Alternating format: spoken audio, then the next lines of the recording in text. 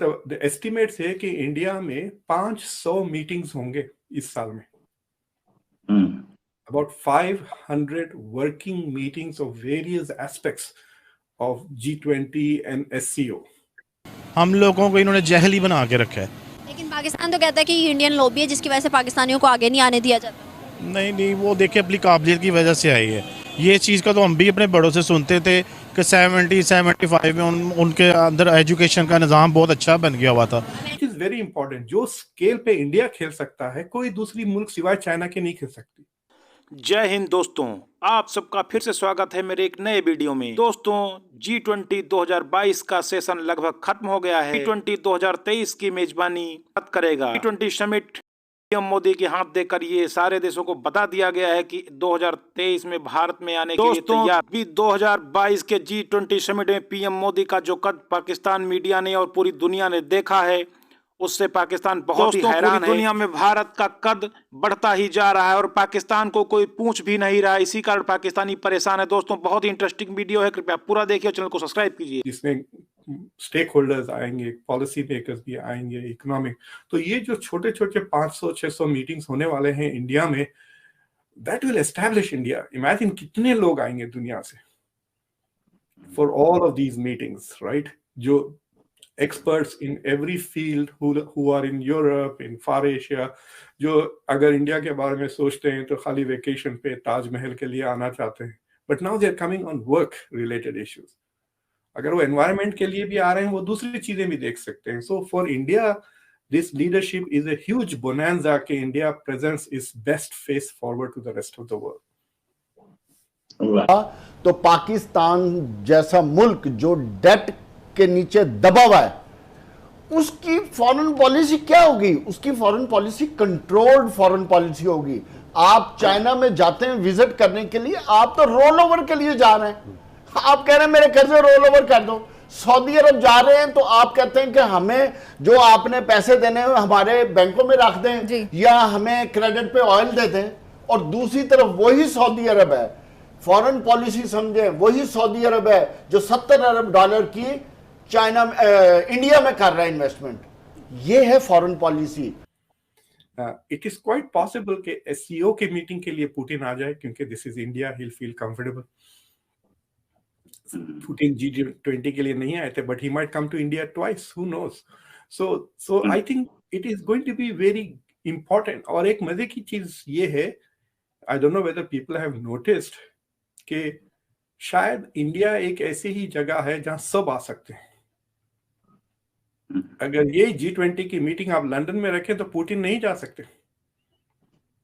अब वो नहीं जाएंगे वेस्ट, वो तो इंडोनेशिया में नहीं आए, right? But he might come to India, so India might become the place where important dialogues will take place between opponents, not just partners. Opponents भी आ सकते हैं, because India is connected to all sides ना।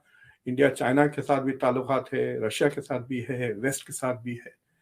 So India might become the place to go if you want to talk to everybody. America के बाद दूसरे number पे literacy rate India का ही आता है और इंग्लिश बोलने वाले भी मुल्क इंडिया ही है आता है। वहाँ पे गरीब भी देखेंगे वो भी इंग्लिश बोलता हुआ नजर आएगा। उसकी रीज़न ये है कि वो लोग आखिर का टाइम लेते लेते आज अच्छी कंपनियों में अच्छी एजुकेशन की वजह से अच्छी पोस्टों पे बैठ गए हैं, हम लोग नहीं। India has a chance to become the leader of the global south, because China wants to become the leader of the world. तो वो ना इधर का रहा ना उधर का रहा हो जाएगा। रीजंस है जो कि बाहर के मुल्क में इंटरनेशनल बेस अगर हम देखें तो पाकिस्तानी सिर्फ लेबर की हद, मजदूर की हद तक जाते हैं, लेकिन जो इंडियंस हैं वो बड़े बड़े CEO, ब्रांड एम्बेसडर या किसी और ओहदों पे फाइज होते हैं। क्यों? उसकी रीज़न ये है कि उन्होंने एजुकेशन का इंतज़ाम अपने मुल्क में शुरू से अच्छा रखा था, जिसकी वजह से आज वो अच्छी पोस्टों पे बैठे हुए हैं। हमारे यहाँ पे ऐसा कुछ भी नहीं हुआ। उन्होंने कहा कि it is not because of Modi, it is because of scale and speed. तो दो चीजें हो गई हैं 2014 के बाद। India is growing at a faster pace. अब जैसा कि for example India is the fastest growing economy post covid, right? Recovery India की सबसे तेज हो रही, 7-8%। बाद लोग 8 कह रहे हैं, बाद 7 कह रहे हैं, but 2022 India is the fastest growing big economy, right? दूसरी चीज वो स्केल की बात कर रहे हैं, विच इज वेरी इंपॉर्टेंट। जो स्केल पे इंडिया खेल सकता है, कोई दूसरी मुल्क सिवाय चाइना के नहीं खेल सकती। Like nobody else can say कि we have 100,000 engineers in one city. कोई नहीं कह सकता कि we have 400 million people who can read English or this or that, right? तो इंडिया हैज ए स्केल, जिसे इकोनॉमीज ऑफ स्केल और बड़े बड़े प्रोजेक्ट्स। तो उन्होंने कहा कि India does not think small anymore. वो जबरदस्त बात है, right? And I think he has hit the nail, he hit it on the head. बात सही है कि जो सबसे बड़ी तब्दीली आई है इंडिया में is the speed of growth and the size of change, लेकिन हाँ, तो इससे दुनिया, अब छोटे मुल्क को ले लें, आप स्वीडन को ले लें, वो तो घबरा जाएगा इंडिया को देखकर। हालांकि स्वीडन की बड़ी इकोनॉमी है, टेक्नोलॉजिकली आगे है। अरे स्वीडन एक मोहल्ला है भाई दिल्ली का, उससे दिल्ली के मोहल्ले बड़े होंगे स्वीडन से, right? So if India becomes even half as rich as Sweden, तो इट यू कैन इमेजिन कि इंडिया में 10-15 लाख स्वीडन हो जाएंगे। तो for the most of the world, जैसा न्यूजीलैंड को ले लें आप, 5 मिलियन है उसकी आबादी। भाई 5 मिलियन तो हैदराबाद के उतना हो गया वो। सो हैदराबाद की शायद आबादी उससे ज्यादा होगी। So that is why the size and scale of India will eventually make it very important. इसमें कोई शक की बात है। मोदी कैसा काम कर रहा है? अगर हम देखें तो हर कोई जो है उनके साथ ट्रेड करना चाह रहा है। इवन कि मोदी की गवर्नमेंट में 8 साल गवर्नमेंट में ज़्यादा से ज़्यादा ट्रेड हुई है, और उसके अलावा उनका जो जीडीपी रेट है वो भी ज़्यादा हुआ है। कैसा काम कर रहा है फिर वो अपने मुल्क के लिए? मैं सच इंडिया की इकॉनमी को तो ज़्यादा स्टडी नहीं करता, लेकिन कंपैरेटिवली अगर पाकिस्तान से देखा जाए तो वो डेफिनेटली बेटर परफॉर्म कर रहे हैं। उनकी पॉलिसीज़ अपने मुल्क के लिए बहुत बेहतर हैं और वो अपने मुल्क के लिए अच्छा सोचते हैं। वहाँ भी इस्टेब्लिशमेंट है, लेकिन वहाँ की जो पॉलिटिकल इन्फ्लुएंस है वो इस्टेब्लिशमेंट के ऊपर ज़्यादा है। इस्टेब्लिशमेंट का भी इन्फ्लुएंस है, लेकिन उनकी जो पॉलिसीज़ है ना मुल्क के लिए, वो एक गवर्नमेंट बनाती है तो दूसरी आके उसको डिरेल नहीं करती है, वो उसको कंटिन्यू करती है, उसको कंप्लीट करती है, उसके बाद फिर नई पॉलिसीज़ बनती हैं। हमारे मुल्क में ये मसला है कि हम एक पॉलिसी बनाते हैं तो यहाँ पे सियासी इख्तलाफात इतने ज़्यादा हैं, वो शिद्दत इतने ज़्यादा इख्तियार कर जाते हैं कि वो मुल्क के फ़ायदे को बलाए ताक रख के उन पॉलिसीज़ को डिरेल कर देते हैं। मतलब एस्टिमेट्स है कि इंडिया में 500 मीटिंग्स होंगे इस साल में।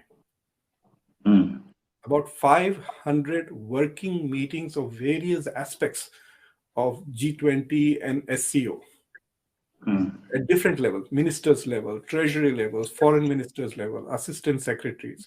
तो जो lower bureaucracies है उनके कई working groups वगैरह establish हो जाएंगे, जो unfortunately media उन पे उतना attention नहीं देता।